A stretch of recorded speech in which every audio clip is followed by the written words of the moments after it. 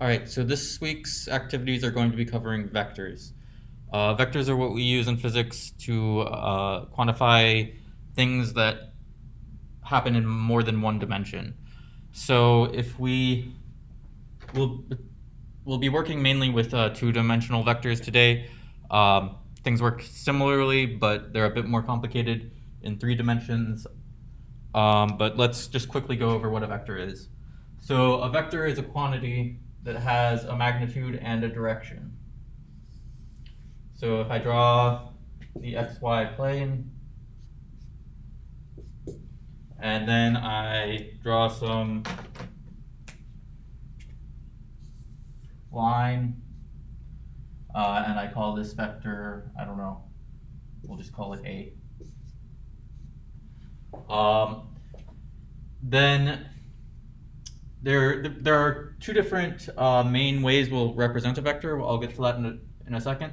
But the idea is that it has a magnitude, which is its length, and a direction. And this is useful for all kinds of things.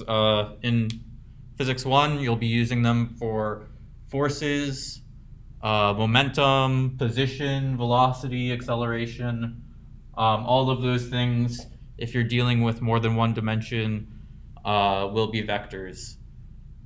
Even last week, when I went over the physics of the pendulum, I did use vectors there. So they're going to be very important throughout Physics 1. So let's go over the two main representations of a vector.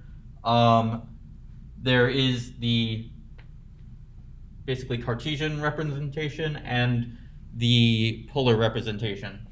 So the polar representation is basically in polar coordinates. So you have an angle and a magnitude or length.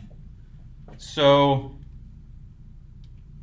this is useful for measuring quantities. So like in this week's lab in class, you will be hanging masses from pulleys that then are on a two-dimensional circular table.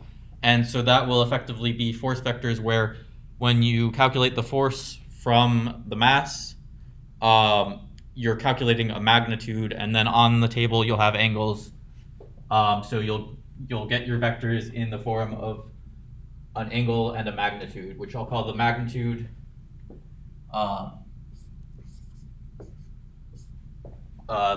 You use the absolute value sign, and that is the magnitude of A. So one way to represent a vector is A equals magnitude of A and the angle. The other way, like I said, is Cartesian, where we basically do x and then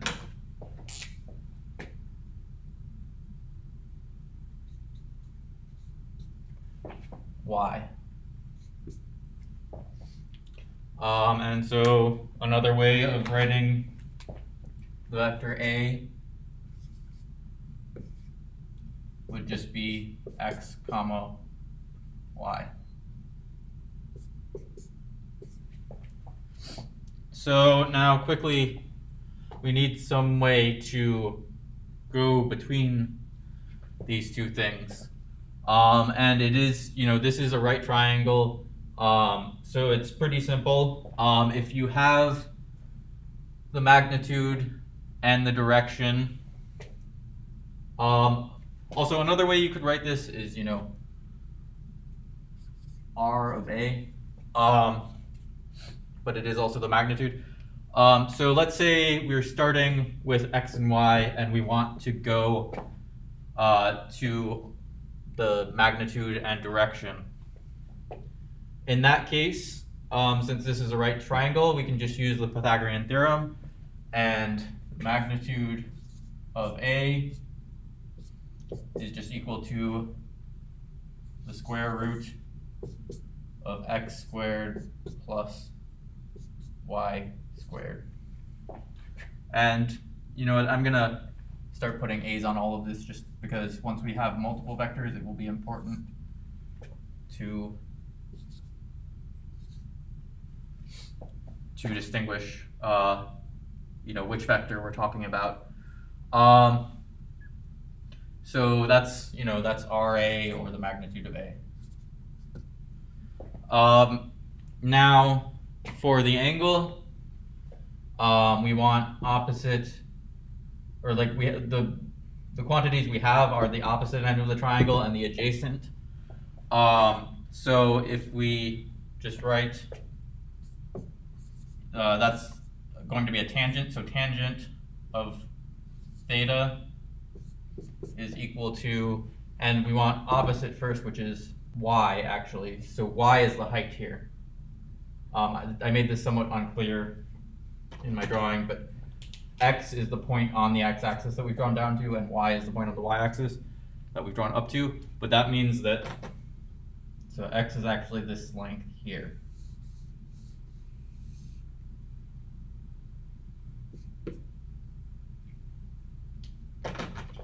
And then y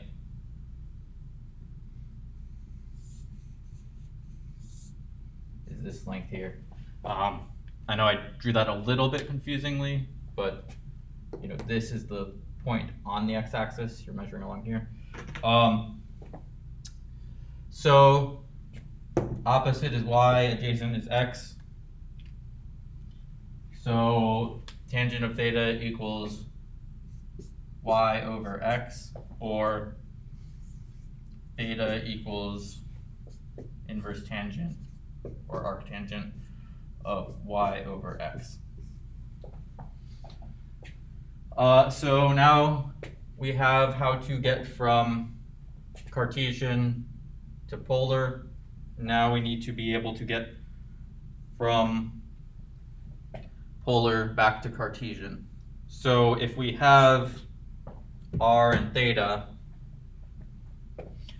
then r is the hypotenuse here, and we just need to get the sides.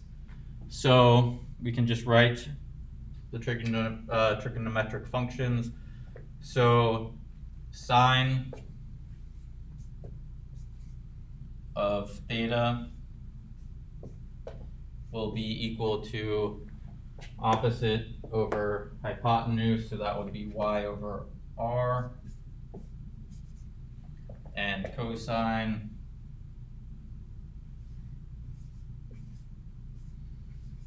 of theta would be equal to adjacent over hypotenuse, so x over r. And then we just multiply both sides by r, and we get x equals, and I should be using the a's here. All right, so the important thing here are, or the important things here are these two equations, for if we have the radius and the angle and we want the x and y, and then this and this if we have the x and y and we want to get to the radius and the angle. So why would we want to go back and forth between these two? So the idea is, like I said, in many cases, if you're measuring something, you'll be measuring magnitude and angle. If I'm driving 45 miles per hour southeast, then I've given you more or less a magnitude and a direction. But if we want to add vectors together, it is not very convenient to add them as a magnitude and a direction. So if I said I drove, let's say 40 miles south and then 35 miles southeast, and you'd have to convert, the directions into angles. But, and then I asked how far am I from where I started. In order to add those vectors, you would need to convert them into components and then add them. So I'll probably separate this up into another video, but now I'm going to go over how to add vectors. All right, so one thing I forgot to go over is that when you are finding the angle in the magnitude and angle or polar representation of a vector from the components or Cartesian representation, so you're using this equation, theta equals inverse tangent of inverse tangent of y over x. And so the thing is, there's some ambiguity in the angle that you get from inverse tangent. So if we just draw the normal xy plane,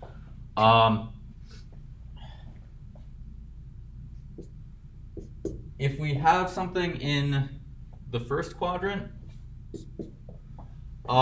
then that's positive for both.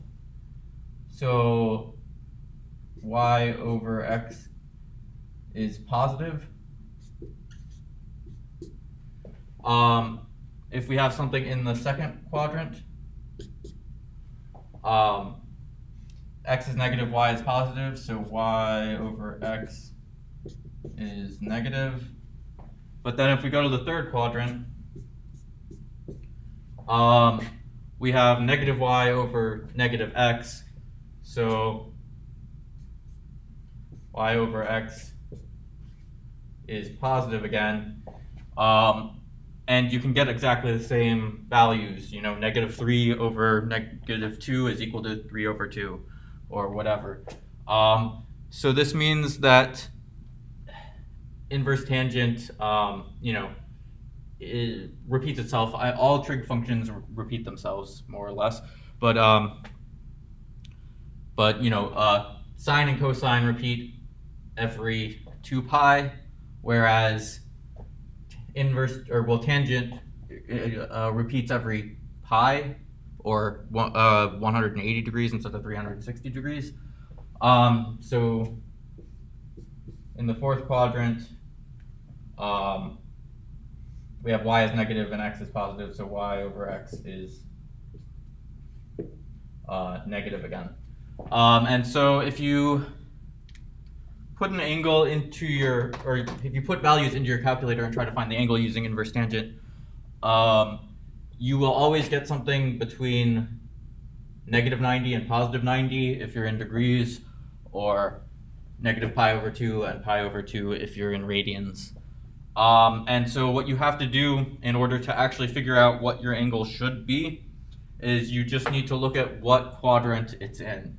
So if it's in quadrant 1, y and x are both positive, then it will give you the correct angle. If you plug the values into tangent, you'll get an angle between 0 and 90, or 0 and pi over 2, which is what you want. If y is positive and x is negative, you're in the second quadrant, and it's actually going to give you a negative angle, usually in a calculator, which would correspond to the fourth quadrant. But really, we in this lab at least, we want angles to start at 0 along the x-axis and then go all the way to 360 or 2 pi. So we don't want negative angles. But if y is positive and x is negative, then you'll get something with a negative angle, you add 180, and that will give you the correct angle. If you have something where both y and x are negative, you're going to get a positive angle that's in the first quadrant. So you just add 180 to that, and you will again get the angle that you want. If y is negative and x is positive, you're going to get a negative angle, and in order to convert that into what we want for this lab, you're going to have to add 360 to that angle. So I hope that makes sense. It's just a point that you have to think about when you're doing the inverse tangent.